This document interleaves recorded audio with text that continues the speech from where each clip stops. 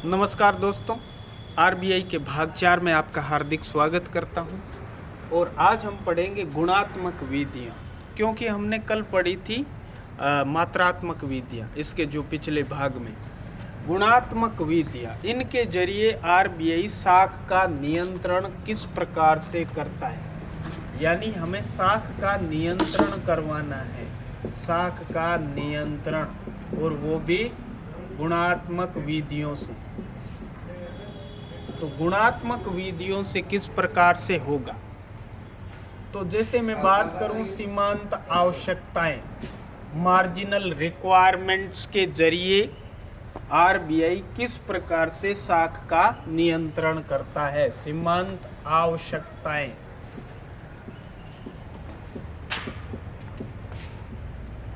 अब आपसे कोई क्वेश्चन पूछ ले कि सीमांत आवश्यकताओं की क्या जरूरत है, तो वो हम आगे बताएंगे। सीमांत आवश्यकताएं होती क्या है। मान लो आपको 1 करोड़ का लोन चाहिए,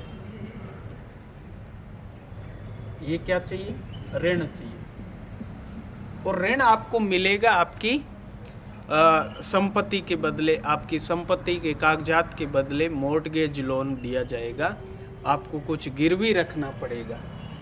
तो 1 करोड़ का लोन चाहिए और आपने कागज रखे हैं 2 करोड़ के, या मैं कह दूं 1.5 करोड़ का गिरवी रखिए कुछ, ठीक है। तो आपको इसके बदले इतना ऋण मिलेगा, या फिर सिंपल शब्दों में कहूं कि आपको 1 करोड़ का ऋण चाहिए, लेकिन आपने प्रॉपर्टी है वो भी 1 ही करोड़ की रखी, तो आपको 1 करोड़ का ऋण नहीं मिलेगा। क्यों नहीं मिलेगा? क्योंकि कुछ सीमांत आवश्यकताएं भी रखनी जरूरी है। जैसे मान लो आपने इतना गिरवी रखा है 1 करोड़ का, जबकि आपको लोन मिल रहा है 70 लाख का ओनली। 30 लाख का जो डिफरेंस है कि गिरवी रखी गई संपत्ति और आपको ऋण के रूप में प्राप्त धन, दोनों के बीच का अंतर है, वही है आपकी सीमांत आवश्यकताएं। यानी 1 करोड़ की प्रॉपर्टी आपने सिक्योरिटी के तौर पर रखी थी और आपको मिला है लोन 70 लाख का। 30 लाख का क्या रखा गया, सीमांत आवश्यकताएं। ये 30 लाख क्या है, सीमांत आवश्यकताएं। यानी टोटल कितना परसेंट है, 30 लाख यानी 30% है। तो सीमांत आवश्यकताएं हो गई 30%। सीमांत आवश्यकताओं का क्या महत्व है। मान लो देश में कालाबाजारी और जमाखोरी ज़्यादा करनी है, तो सीमांत आवश्यकताएं बढ़ा दी जाती है। अगर ये ज़्यादा हो रही है तो सीमांत आवश्यकताएं जमाखोरी और कालाबाजारी को रोकती है। जमाखोरी और कालाबाजारी को रोकती है। कैसे?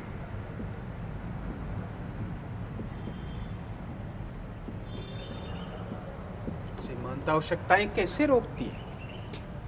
मान लो आपको कोई सौदा खरीदना हो 1 करोड़ का, तो आपके पास 1 करोड़ की कोई, मान लो आपकी फैक्ट्री है, आपका घर है, उसको गिरवी रखा आपने, लेकिन बैंक आपको ऋण सिर्फ 70 लाख का दे रही है, और सौदा आपको सस्ते में हो रहा था 1 करोड़ में, मतलब उसको अर्जेंट चाहिए था पैसा, लेकिन आप 1 करोड़ नहीं दे पा रहे हैं, आपने कहा 70 लाख ही है, तो वो सौदा कैंसिल हो जाएगा। दूसरी बात, वो हो गया तो कालाबाजारी और जमाखोरी रुक गई। दूसरी बात, आपके पास ज़्यादा पैसे नहीं हुए, जिसकी वजह से आप जमाखोरी कम से कम कर पाओगे, राइट। और अभी आपको पता है कि आवश्यक वस्तु अधिनियम 1954 है, उसमें उस कानून को हटाया गया है, आवश्यक वस्तु अधिनियम 1954। इसमें कालाबाजारी और जमाखोरी जैसी बातें थी, और इसी की वजह से ये आवश्यक वस्तु अधिनियम 1954 बनाया गया कि आप कालाबाजारी और जमाखोरी नहीं करेंगे। लेकिन हाल ही में सरकार ने जो ये कृषि बिल आए हैं, इसमें गेहूं, चावल, आलू, प्याज, टमाटर, दलहन, तिलहन, इनको आवश्यक वस्तु अधिनियम से बाहर कर दिया है, यानी आप जमाखोरी और कालाबाजारी कर सकते हो। इसका मतलब ये हुआ कि किसान भी कर सकते हैं और किसानों के बाद खरीदने वाले मंडी वाले भी जमाखोरी और कालाबाजारी कर सकते हैं।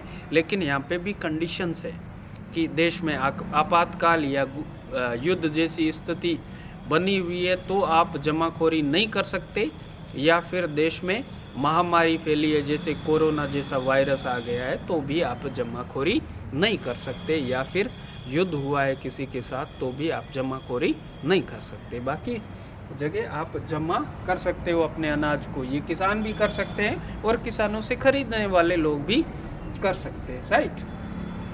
तो सीमांत आवश्यकताएं क्या है? गिरवी रखी गई संपत्ति की कीमत माइनस ऋण के रूप में आपको जो प्राप्त हुआ है और इन दोनों के बीच का डिफरेंस है, इसको क्या कहा जाता है? सीमांत आवश्यकताएं। और सीमांत आवश्यकताएं आपको पता है जमाखोरी और कालाबाजारी को रोकने के काम आता है, ठीक है। सीमांत आवश्यकताएं जितनी ज़्यादा होगी ये चीज़ें उतनी कम हो जाएगी, राइट, क्योंकि मनी सप्लाई है वो कम होगी कि लोगों के पास पैसा कम पहुंचेगा। दूसरा ये नंबर 1 है। नंबर 2 गुणात्मक क्रेडिट रैशनिंग।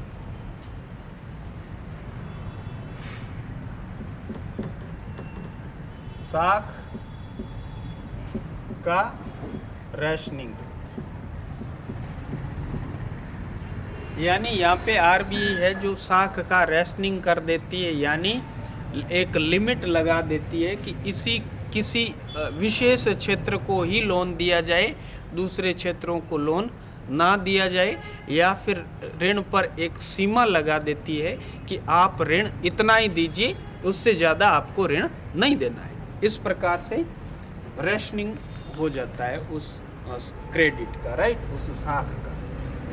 ये नंबर 2। नंबर 3 चयनात्मक साख नियंत्रण।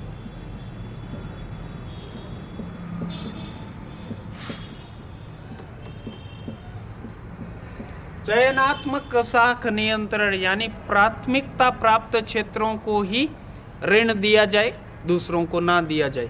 प्राथमिकता प्राप्त यानी जिनको ज़्यादा ज़रूरत है उनको ऋण दिया जाए। जैसे कृषि क्षेत्र है तो प्राथमिक क्षेत्र में कुल 40% प्राथमिक क्षेत्र को कितना प्रतिशत ऋण देने की बात कही गई है?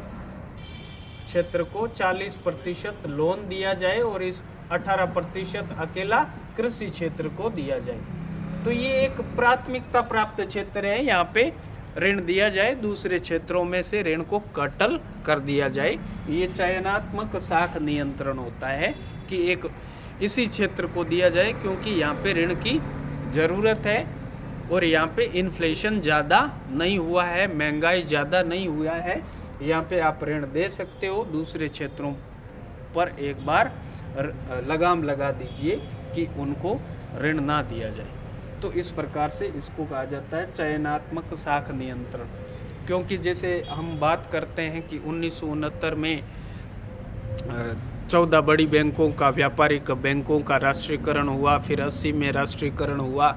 ये बैंकिंग नेशनलाइजेशन एक्ट 1969 के तहत 20 बैंकों का टोटल 1980 और 1969 में मिलाकर राष्ट्रीयकरण हुआ। ये ज़रूरी था उस समय, क्योंकि उस समय कृषि क्षेत्र को मात्र 2% ऋण मुहैया करवाया जाता था और 1967 तक ये उद्योग क्षेत्र और दूसरे क्षेत्रों को लगभग 60 से 65% ऋण दिया जाता था। तो उस समय एक ये हुआ कि मतलब गवर्नमेंट बैंक होना बहुत ज़रूरी है, अदरवाइज़ इन किसानों को कोई ऋण नहीं देगा।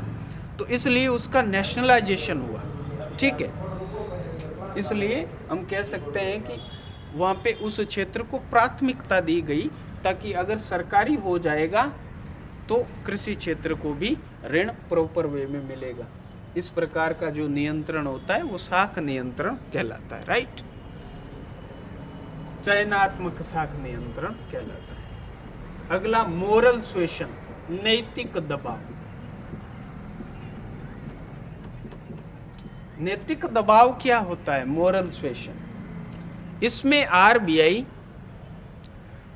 जो अपनी स्केड्यूल बैंक हैं या अन्य बैंकें हैं, वहाँ पे कम्युनिकेशन, मैसेज या किसी और जरिए या गाइडलाइन जारी करके लोन को कम करने या रोकने की बात करती है या इंटरेस्ट रेट बढ़ाने की बात करती है, उसको नैतिक दबाव कहा जाता है। ये एक प्रकार से आरबीआई अन्य बैंकों पर नैतिक दबाव बनाती हैं कि आप कम से कम ऋण दें, ठीक है, इसको नैतिक दबाव कहा जाता है। एक डायरेक्ट क्रेडिट कंट्रोल होता है कि डायरेक्टली क्रेडिट को रोक दिया जाए, ठीक है। तो इस प्रकार से साख का नियंत्रण गुणात्मक विधियों में किस प्रकार से होता है और साख का नियंत्रण मात्रात्मक विधियों में किस प्रकार से होता है। अब हम देखते हैं इसकी एप्लीकेशन कि इसका काम क्या है। मान लो आपका देश है वो स्लो डाउन में या फिर रिसेशन में या फिर डिफ्लेशन में, डिफ्लेशनरी सिचुएशन हो रखी है, या फिर डिप्रेशन में, यानी मंदी है। कुल मिला के बात ये, कहीं पे ग्रोथ रेट पॉजिटिव चल रही है लेकिन है 2% जैसे मान लो कि जीडीपी की ग्रोथ रेट है तो वो मंदी है, और कहीं पे ये हो गया कि 5% नेगेटिव है जीडीपी की ग्रोथ रेट, वो भी एक प्रकार की मंदी है। तो इस प्रकार की सिचुएशन में आरबीआई को साख का नियंत्रण किस प्रकार से करना चाहिए। अब इस प्रकार की कंडीशन है, तो इस प्रकार की कंडीशन में आरबीआई को क्या करना चाहिए? मार्केट में मनी सप्लाई को बढ़ा देना चाहिए, एमएस को इंक्रीज करना चाहिए। और इस दो गुणात्मक और मात्रात्मक विधियों के जरिए कैसे करेगा? जैसे मैंने बात बताई कि मात्रात्मक विधियां इसके जरिए कैसे करेगा और गुणात्मक के जरिए कैसे करेगा, ये सिचुएशन है। तो आपको क्या करना है? मनी सप्लाई बढ़ाना है। मनी सप्लाई बढ़ने से क्या होगा? मनी सप्लाई बढ़ने से क्या होगा?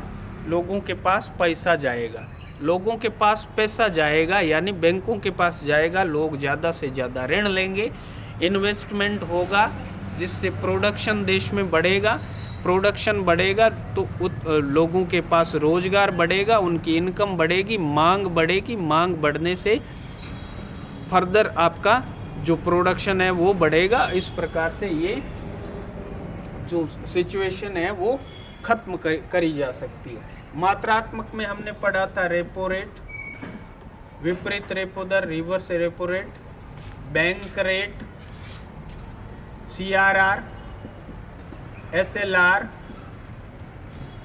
एमएसएफआर, ओपन मार्केट ऑपरेशन, ये सारी चीजें थी।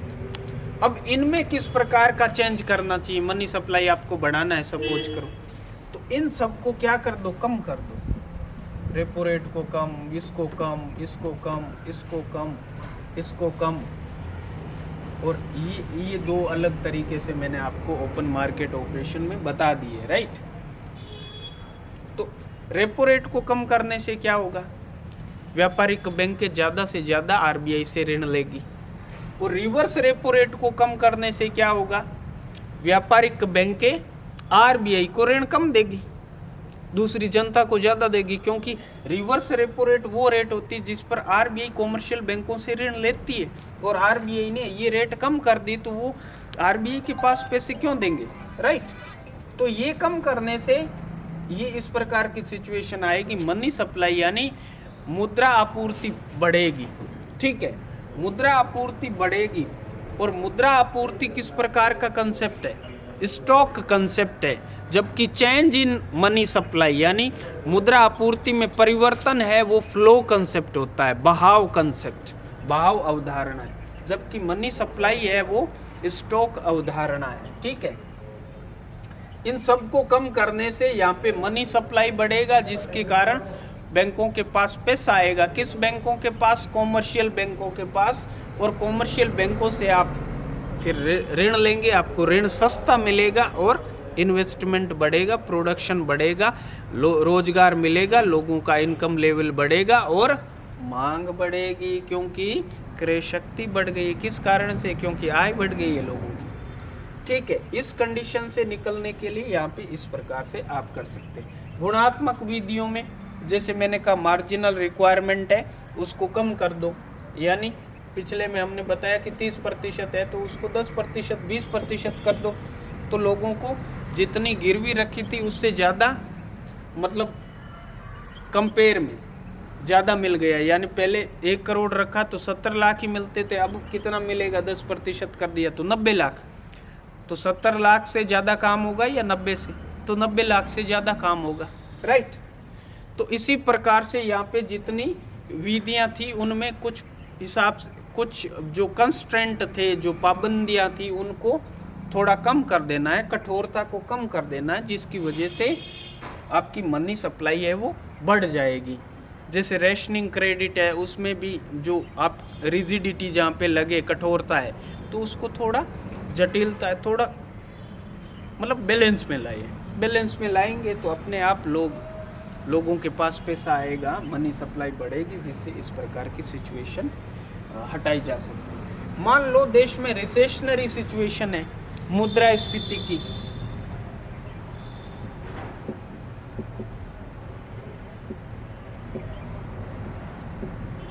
अवस्था है। इस अवस्था में क्या करना चाहिए? What should we do? Right. तो हमें अभी क्या करना है? मुद्रा आपूर्ति को घटाना है। घटाने के लिए इन सबको बढ़ा दो।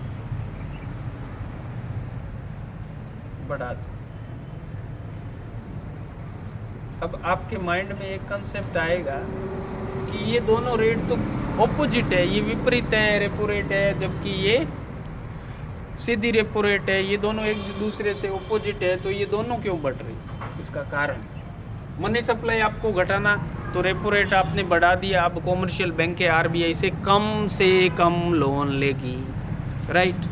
तो आपको भी कम से कम लोन मिलेगा। जनता की बैंक कौन सी है? व्यापारिक बैंक है, जनता की बैंक है। जबकि बैंकों का बैंक, सरकार का बैंक कौन सा है? आरबीआई है। आरबीआई हमारा बैंक नहीं है, क्योंकि आरबीआई एक एपेक्स इंस्टीट्यूशन है। जैसे नाबार्ड है, नाबार्ड में भी हम खाता नहीं खुलवा सकते, सिडबी में भी नहीं खुला सकते, आईडीबीआई में भी नहीं खुलवा सकते। ये जो इंस्टीट्यूशन है जैसे नाबार्ड, आईडीबीआई, सिडबी, ये एनएचबी, ये सारे हैं डेवलपमेंटल ऑर्गेनाइजेशन। ये देश का डेवलपमेंट करने के लिए ऋण मुहैया करवाते हैं। यहाँ हम खाते नहीं खुलवा सकते। कौन कौन सी बैंक में? नाबार्ड में, सिडबी, आईडीबीआई, एनएचबी, ये सब देश के विकास के लिए काम करते हैं, देश के विकास के लिए ऋण देते हैं। यहाँ पे हम खाते नहीं खुलवा सकते, राइट। तो ये भी विकास वालों के बैंक है। जबकि नाबार्ड जो आरबीआई है वो सरकार का या बैंकों का बैंक है, ठीक है। और आरबीआई इनका भी बैंक है, इनको पैसा कौन देगा? आरबीआई, ठीक है। और नाबार्ड अभी पूरी तरह से किसके पास है? गवर्नमेंट ऑफ इंडिया के पास, 100% गवर्नमेंट ऑफ इंडिया का, ठीक है। अब इनको मैंने कहा है बढ़ा दिया, एमएस कम हो जाएगी, मनी सप्लाई कैसे होगी? रेपो रेट बढ़ गई, लोन कम लेंगे commercial bank. Reverse repo rate बढ़ गई, रिवर्स रेपो रेट बढ़ गई तो कॉमर्शियल बैंक क्या करेंगे? अपने पास जो पैसे पड़े वो आरबीआई को जमा करवा देंगे, क्योंकि ज़्यादा रेट पे मिल रहे हैं ना, ज़्यादा रेट पे आरबीआई ले रहा है, तो आरबीआई को पहले जमा करवाएंगे। जनता को क्यों करवाएंगे? एनपीए हो जाएगा, आरबीआई के पास पैसा सुरक्षित रहेगा, तो आरबीआई के पास चला गया, जिससे देश में मनी सप्लाई कम हो जाएगा। दूसरा, बैंक रेट बढ़ाएंगे, वही सिचुएशन। सीआरआर बढ़ाने से आरबीआई के पास ज़्यादा पैसे जाएंगे, एनडीटीएल का ज़्यादा भाग आरबीआई के पास जमा करवाना पड़ेगा, और SLR बढ़ाने से NDTL का ज़्यादा भाग कॉमर्शियल बैंक को अपने पास रखना पड़ेगा, जिसकी वजह से क्या होगा, लोनेबल फंड है वो कम हो जाएगा। जैसे मैंने कहा कि NDTL आया है 1000 करोड़ का, ये NDTL है 1000 करोड़ का, और मैंने कहा है कि CRR बढ़ा दी है, बढ़ा रही है, रखी है ना यहाँ पे, बढ़ाकर मान लो 5% करती है, तो 1 करोड़ 10 इसका 5% कितना हुआ, 1000 करोड़ का 50 करोड़, ठीक है। तो 50 करोड़ इस फॉर्म में रख देंगे, और SLR मैंने कहा 18 से बढ़ाकर 30% कर दी है, तो 300 करोड़ इसमें रख दिया जाएगा, ठीक है। 300 करोड़ 350 करोड़ तो 1000 में से पैसा रख दिया है सीधा सा। अब कितना बचा, 650 करोड़। अब ये लोनेबल फंड है, देखो 1000 करोड़ का NDTL है, लेकिन लोन इतने का ही मिल रहा है, यानी ये बढ़ाने से क्या हुआ, लोनेबल फंड घट गया है। और ये घटा देते हैं, मान लो इसको 20% कर दिया तो आपको अब 200 करोड़ रखना पड़ेगा, इसको 3% कर दिया तो आपको मात्र 30 करोड़ रखना पड़ेगा, तो 230 करोड़ 1000 में से घटाएंगे तो आपको 770 करोड़ रुपए लोनेबल फंड के रूप में रहेगा, ऋण योग्य राशि। तो अब देखो ये ज़्यादा है कि ये ज़्यादा है, इसमें ऋण आपको ज़्यादा मिलेगा, और ज़्यादा ऋण मिलेगा तो इन्वेस्टमेंट ज़्यादा होगा, और इन्वेस्टमेंट ज़्यादा होगा तो प्रोडक्शन ज़्यादा होगा, रोजगार होगा, और मांग बढ़ेगी, और मांग बढ़ने से मूल्य बढ़ेंगे। जबकि हमें मूल्य क्या करने हैं, घटाने हैं। मुद्रास्फीति ऑलरेडी हो चुकी है, मूल्य घटाने हैं। मूल्य घटाने के लिए इनके जरिए हमें मनी सप्लाई पे कंट्रोल करना पड़ेगा, मनी सप्लाई को कम करना पड़ेगा, कम करने के लिए इन सबको बढ़ाना पड़ेगा। आई बात समझ में? तो ये था आपका मेन मुद्दा, मुद्दे से नहीं भटकना है, ठीक है। आज के लिए बस इतना ही। Thank you for listening me attentively. Thank you.